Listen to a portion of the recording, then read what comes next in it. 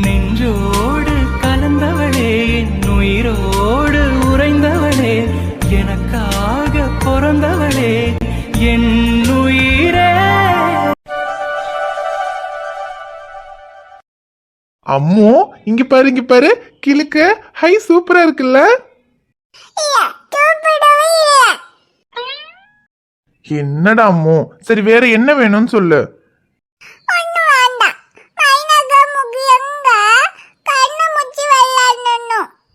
ஐயோ அம்மா, அவங்க வீட்டுக்கு போயிட்டாங்கடா. அவங்க இங்கேயே இருப்பாங்களா? அவங்க வீட்டுக்கு போக வேண்டாமா? ஆமா, உன் கூட உன் வீட்லயே இருப்பாங்க. அவங்களுக்கு அவங்க வீட்டுக்கு போக வேண்டாமா?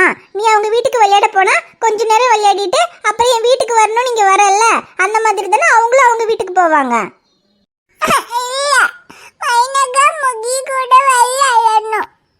சரி விளையாடலாம், அவங்க நாளைக்கு விளையாட வருவாங்க, அப்ப விளையாடிக்கலாம்.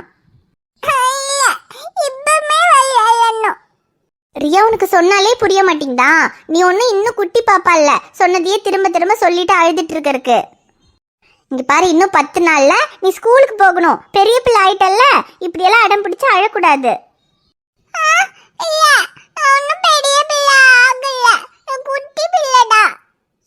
நீ பெரிய பிள்ளையோ குட்டி பிள்ளையோ, ஆனா இன்னும் 10 நாள்ல நீ ஸ்கூலுக்கு போகணும்.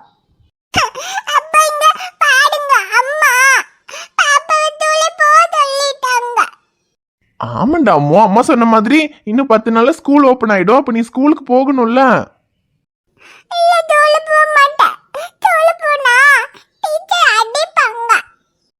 டீச்சர் அடிப்பாங்களா? டீச்சர் அடிப்பாங்கன்னு உங்ககிட்ட யார் சொன்னா? அதெல்லாம் அடிக்க மாட்டாங்க. குறும்பு பண்ணாதான் டீச்சர் அடிப்பாங்க. நல்ல பிள்ளையா சமத்தா இருந்தா டீச்சர் அடிக்க மாட்டாங்க. என் அம்மா சமத்து பாப்பால, ரியா குட்டியெல்லாம் டீச்சர் அடிக்கவே மாட்டாங்க.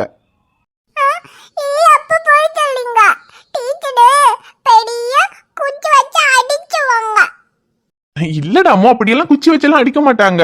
அப்படி டீச்சர் ஒன்னு அடிச்சா நீ வந்து அப்பா கிட்ட சொல்லு, அப்பா வந்து டீச்சர் அடிச்சிடுறேன்.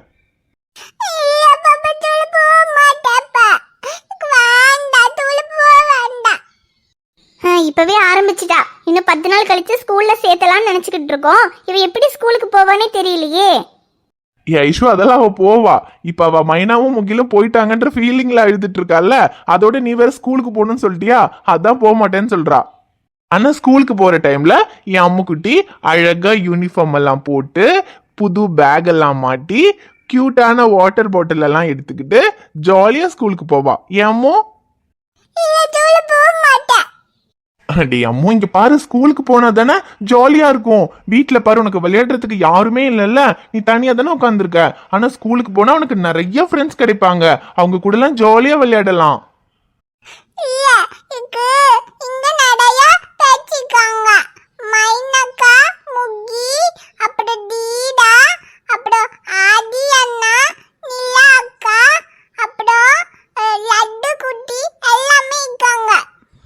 டே அம்மா, அவங்க எல்லாம் அங்க ஊர்ல தானே இருக்காங்க.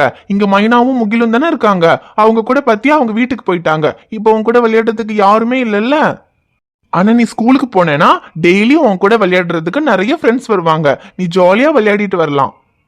அப்புறம் அப்பா உனக்கு புது school bag, water bottle, box, அப்புறம் பென்சிலு, நோட் புக்கு எல்லாமே வாங்கி தருவேன். அதெல்லாம் ஜாலியா எடுத்துக்கிட்டு ஸ்கூலுக்கு போக வேண்டாமா?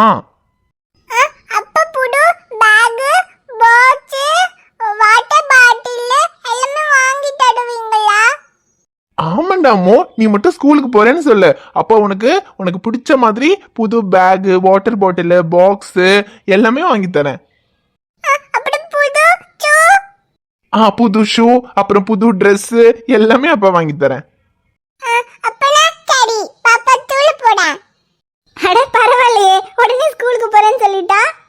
நான் தான் சொன்னேன்ல, என் பொண்ணுக்கு ஸ்கூலுக்கு போறதுக்கெல்லாம் பிடிக்கும். ஆனா என்ன, அவளுக்கு இவ்வளவு நேரம் கொஞ்சம் ஃபீலிங்கா இருந்துச்சு. இப்ப சரியாயிட்டா இல்லடாமோ?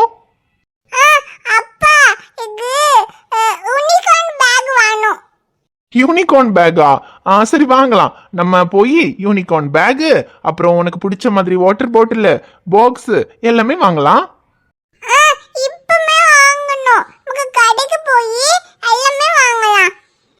இப்பவா? இப்ப அப்பா ஹாஸ்பிட்டலுக்கு போகணுமே. அப்பா ஹாஸ்பிட்டலுக்கு போயிட்டு வந்துட்டு அப்புறம் நம்ம கடைக்கு போய் பாப்பாக்கு புது பேகு, வாட்டர் பாட்டில், இன்னும் என்னெல்லாம் வேணுமோ எல்லாமே வாங்கலாம். சரி அப்பனா அப்பா சீக்கிரமா வாங்க. அப்ப நம்ம கடைக்கு போய் எல்லாமே வாங்கலாம்.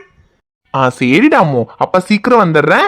ஆனா அப்பா ஹாஸ்பிட்டல் போயிட்டு வர்ற வரைக்கும் சமத்து பாப்பாவா அழாம அம்மாவை தொல்லை பண்ணாம இருக்கணும், சரியா? சரி அப்பா, தொல்லை பண்ண மாட்டேன். சரிடாமோ. சரி, இந்த கிழக்க வச்சு விளையாடிட்டு சமத்தாரு, அப்ப சீக்கிரமா வந்துடுறேன். சரி ஐஷுமா, ரியாவை பாத்துக்கோ, நீயும் பாத்துரு, நான் வந்துடுறேன். சரிங்க, போயிட்டு வாங்க. வாங்க வாங்க, காயெல்லாம் நல்லா ஃப்ரெஷ்ஷா இருக்கு.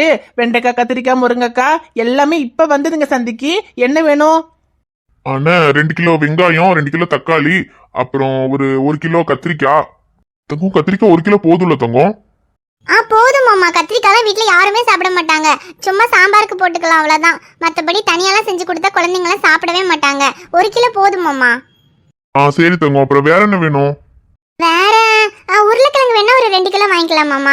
பாக்கி எல்லாம் இருக்கு. நம்ம தான் அடுத்த வாரம் ஊருக்கு போறோமே, இனி நிறைய வாங்கினாலும் வீணாயிடும். ஆமாவா, ஒரு வாரத்துக்கு தானே, இருக்கிறதெல்லாம் வச்சு அட்ஜஸ்ட் பண்ணிக்கலாம். சரி, இவ்வளவு போதும். அண்ணா 2 கிலோ வெங்காயம், 2 கிலோ தக்காளி, 2 கிலோ உருளைக்கிழங்கு, 1 கிலோ கத்திரிக்காய், அப்புறம் மல்லி, கருவேப்பிலை, புதினா இருந்தா கொஞ்சம் வச்சிருங்கண்ணே. அதெல்லாம் வச்சிடறேன் தம்பி. சரிங்க, இந்த காய் மட்டும் போதும், எடுத்து வைங்க. தங்கம், இங்கேயே ஏதாவது வேணும்னா கரெக்டா ஞாபகப்படுத்தி சொல்லு. அப்புறம் வீட்டுக்கு போனதுக்கு அப்புறம் ஐயோ மாமா அதை மறந்துட்டேன் இதை மறந்துட்டேன்னு எதையாவது சொன்னா அப்புறம் எனக்கு கோவம் வந்துடும். ஐயோ இல்ல இல்ல மாமா, இவ்வளவுதான் போதும். இதுக்கப்புறம் எதுவும் வேண்டாம். நம்ம தான் அடுத்த வாரம் ஊருக்கு போறோமே, ஒரு வாரம் தானே, இருக்கிறதெல்லாம் வச்சு நான் அட்ஜஸ்ட் பண்ணிடுவேன்.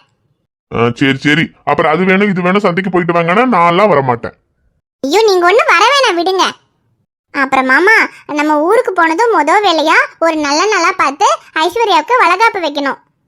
ஏன்னா இன்னும் 2-3 நாள்ல ஐஷுக்கு 9ஆம் மாசம் தொடங்கிரும்னு நினைக்கிறேன். 9 மாசம் தொடங்கிருச்சுன்னா அதுக்கப்புறம் எப்போ குழந்தை பிறக்கும்னே சொல்ல முடியாது.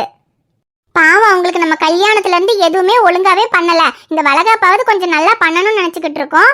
அப்புறம் கடைசியில குழந்தை பிறக்கிறதுக்குள்ள அதையும் பண்ண முடியாம போயிட போகுது. அதனால போனதும் முதல் வேலையா ஐஷோட வளகாப்பு தான் மாமா பண்ணணும். ஆமா தங்கம், அதான் நானும் நினைச்சிட்டு இருக்கேன். நான் ஷமீன் கிட்ட ஏற்கனவே சொல்லியிருக்கேன், நாங்க ஊருக்கு வந்துருவோம், வந்ததும் வளகாப்ப வச்சுக்கலான்னு. அவரு ஒன்னும் பிரச்சனை நீங்க வாங்க எல்லாம் ஏற்பாடு பண்ணிக்கலாம்னு சொன்னாரு. அதனால நம்ம போனதும் முதல்ல ஒரு நல்ல நாளா பார்த்து வளகாப்ப வச்சிருவோம். சரி மாமா. அப்புறம் அத்தை மாமா ஏதாவது சொல்லுவாங்களா மாமா? அவங்க என்ன சொல்றது? இல்ல, அன்னைக்கெல்லாம் பிரச்சனையானதுக்கு அப்புறம் அவங்க நம்ம கிட்டயும் பேசுறது இல்ல, ஐஷு கிட்டயும் பேசுறது இல்ல.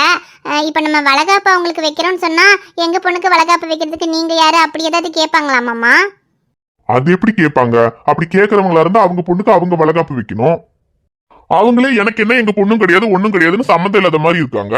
அப்ப நம்ம வளகாப்பு வைக்கும் போது விருப்பம் இருந்தா வரணும், இல்ல விருப்பம் இல்லைன்னா அவங்க கௌரவத்தை கட்டிக்கிட்டு இருக்கட்டும். அதுக்கு நம்ம என்ன பண்றது? சரிதான் மாமா. இருந்தாலும் நம்ம ஒரு வார்த்தை அவங்க கிட்ட சொல்லணும்ல மாமா, வளகாப்பு வைக்கிறோன்னு. அது சொல்லணும் தான். சரி, நம்ம ஊருக்கு போகும்போது வேணும்னா அவங்க கிட்ட போய் நாங்க ஊருக்கு கிளம்புறோம், போனதும் ஐஷுக்கு வளகாப்பு வைக்கலான்னு இருக்கோம்னு அவங்க கிட்ட சொல்லலாம். அவங்க என்ன சொல்றாங்கன்னு பாக்கலாம். விருப்பம் இருந்தா வரட்டும், இல்லைன்னா எந்த பிரச்சனையும் இல்ல, நம்ம போய் அவளுக்கு வளகாப்பு வைக்கலாம். சரி மாமா. அப்புறம் என்ன இருந்தாலும் நம்ம ஊருக்கு போனதுக்கு அப்புறம் இந்த ஒரு 10-15 நாளைக்குள்ள இந்த வளகாப்பு எல்லாம் வச்சு முடிச்சிடணும் மாமா. ஏன் தங்கம், 15 நாளைக்கு அப்புறம் உனக்கு ஏதாவது கலெக்டர் வேலை இருக்கா? மாமா இல்ல தங்கம், கணக்கா 15 நாளைக்குள்ள முடிக்கணும்னு சொன்னியா, அதான். அதுக்கப்புறம் ஏதோ கலெக்டருக்கு என்ன ஜாயின் பண்ண போறியோன்னு நினைச்சிட்டேன். ஆமா, உங்களுக்கு ரொம்ப தான் நக்கல். உங்களை கல்யாணம் பண்ணிக்கலன்னா நானும் படிச்சு ஒரு கலெக்டர் ஆயிருந்திருப்பேன் தான். சரி, இப்ப என்ன கெட்டு போச்சு? உனக்கு கலெக்டர் ஆகணும்னா சொல்லு, நான் உன்னை படிக்க வைக்கிறேன்.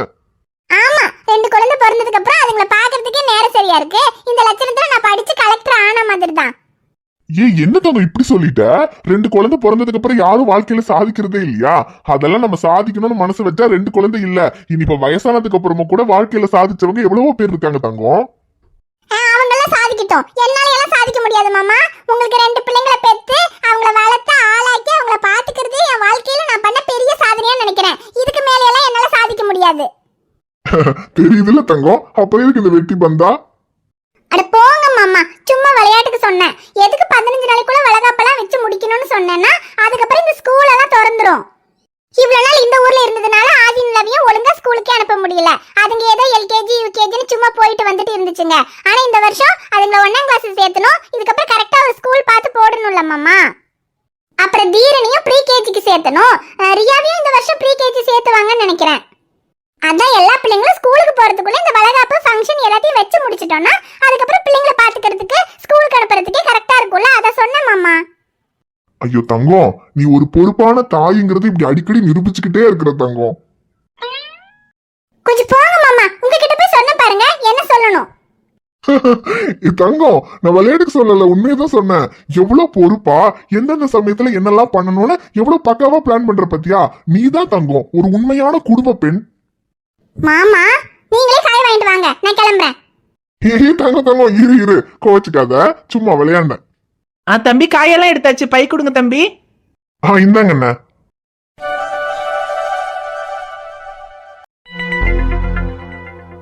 அப்பாடா சைலுமா, நல்ல வேலை.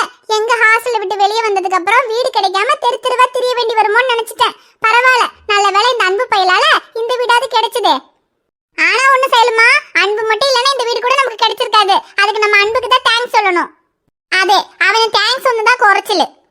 இது வேஷு, வீடு அவர் ரெடி பண்ணி கொடுத்ததுக்கு தேங்க்ஸ் சொல்லணும்னு சொல்றியே. முதலாவது அந்த ஹாஸ்டல்ல இருந்து நம்ம வெளியே வரதுக்கு காரணமே அவன்தான். அட ஆமல்ல, நீ சொல்றதும் சரிதான். ஹாஸ்டல்ல விட்டு வெளியே துரத்துறதே அவன்தான். அப்ப அவன் தானே வீடு ரெடி பண்ணி கொடுக்கணும். இடி பிராந்தி, அதலடி ஞான சொல்லிட்டு இருக்கேன். கரெக்ட் சொல்லுமா, நான் கூட ஏதோ அவன் நமக்கு ஹெல்ப் பண்ணிட்டான்னு நினைச்சிட்டு இருக்கேன். பார்த்தா நமக்கு ஆப்பு வச்சதே அவன்தான். அதே இப்ப எங்கேயும் உனக்கு புரிஞ்சுதா? இதுக்கப்புறமாவது அவனுக்கு சப்போர்ட் பண்றதை நிறுத்து. ஐயோ நான் நிறுத்துறேன், ஆனா இதுக்கப்புறம் அவன் நிறுத்துவானான்னு தெரியலையே. முன்னாடி ஹாஸ்டல்ல இருக்கும் போதே அவன் அடிக்கடி உன்னை பாக்குறதுக்காக ஹாஸ்டலுக்கு வருவான். அப்ப கூட நம்ம வார்டன் இருக்கு அப்படி இப்படின்னு எதையாவது சொல்லி பயப்படுத்தி அனுப்பி வைப்போம். ஆனா இப்போ இந்த வீட்ல அவனும் நீங்க புருஷன் பொண்டாட்டின்னு ஹவுஸ் கிட்ட சொல்லி வச்சிருக்கான். இனி அவன் வந்தாலும் யாரும் கேட்க மாட்டாங்க, போனாலும் யாரும் கேட்க மாட்டாங்க.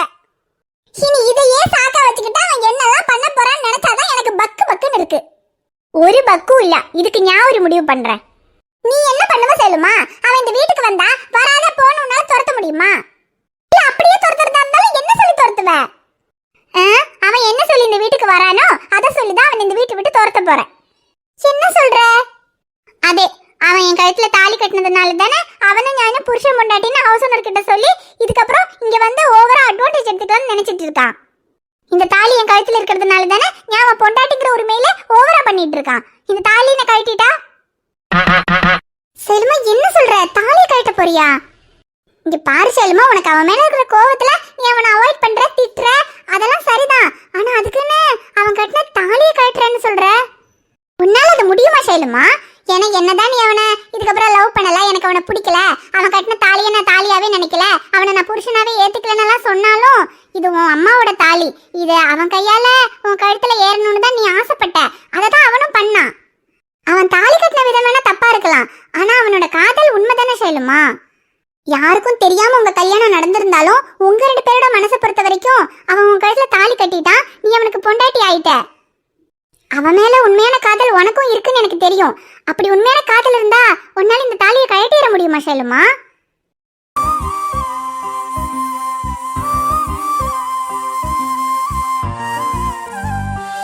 ரீஷா சொல்ற மாதிரி என்னதான் என்னால அவனை ஏத்துக்க முடியலனாலும் அவன் கட்டின தாலி என்னால கட்ட முடியுமான்னு தெரியல. ஆனா இந்த தாலி இருக்கிறதுனால தான் அவன் ஓவர் அட்வான்டேஜ் எடுத்துக்கிறான். ஆதி எங்கிட்ட ஹாஸ்டல்ல இருந்தோம், ஹாஸ்டலுங்கிற ஒரு சின்ன பயமாவது அவன்கிட்ட இருந்தது. ஆனா இப்போ வீட்டுக்கு வந்தாச்சு, இதுக்கப்புறம் அவனுக்கு சுத்தமா பயம் இருக்காது.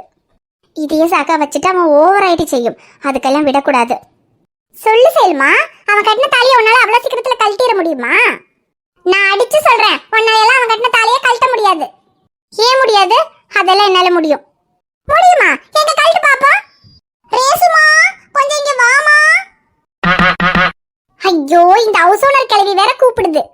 ஐயோ இந்த ஹவுஸ் ஓனர் கிழவியோட தொல்லை தாங்கல செல்லுமா. வந்து ஒரு நாள் தான் ஆகுது, அதுக்குள்ள வாச கூட்டங்குது, கோலம் போடுங்குது, தண்ணி புடிங்குது. என்னமோ நான் இது வீட்டுக்கு வந்த புது மருமக மாதிரியே என்ன ட்ரீட் பண்ணுது செல்லுமா. ஹாஸ்டல்ல இருக்கும்போது எவ்வளவு ஜாலியா இருந்தேன். காலேஜ் முடிச்சு ஹாஸ்டலுக்கு வந்தமா, கிச்சன்ல போய் தட்டு எடுத்து 4 தட்டு சோற போட்டு தின்னமா, திரும்பியும் ரூமுக்கு வந்து பெட்ல மல்லாக்க படுத்து தூங்கணுமான்னு அவ்வளோ நிம்மதியா இருந்தேன். ஹாஸ்டலுக்கு ஃபீஸ் மட்டும் கட்டினா போதும், ஒரு வேலை செய்ய வேண்டாம், நிம்மதியா இருந்தேன். ஆனா இங்க நம்மளே வாடகையும் கொடுத்து நம்மளே வேலையும் செய்யணுமாமா. இது என்ன செல்லுமா நியாயம்?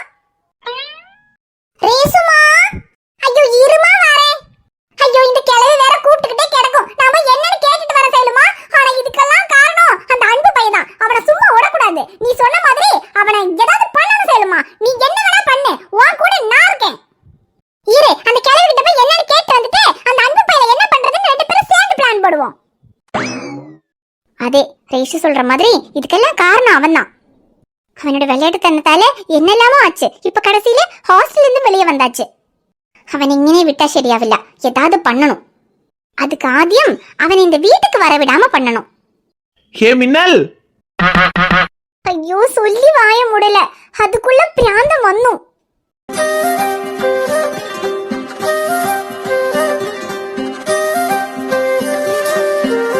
ஹாய் ஃப்ரெண்ட்ஸ், எல்லாரும் எப்படி இருக்கீங்க? நிச்சயமா நலமா இருப்பீங்கன்னு நம்புறோம். இந்த வீடியோ உங்களுக்கு பிடிச்சிருந்தா மறக்காம வீடியோவுக்கு ஒரு லைக் போடுங்க. வீடியோ பத்தின கருத்தை மறக்காம கமெண்ட்ல சொல்லுங்க. வீடியோவை உங்க ஃப்ரெண்ட்ஸுக்கும் ஃபேமிலிக்கும் ஷேர் பண்ணுங்க. சேனலை சப்ஸ்கிரைப் பண்ணாம பார்த்துட்டு இருந்தீங்கன்னா சப்ஸ்கிரைப் பண்ணிட்டு பாருங்க. பாப்பா உங்களை பார்க்க நாளைக்கு வரேன். பை.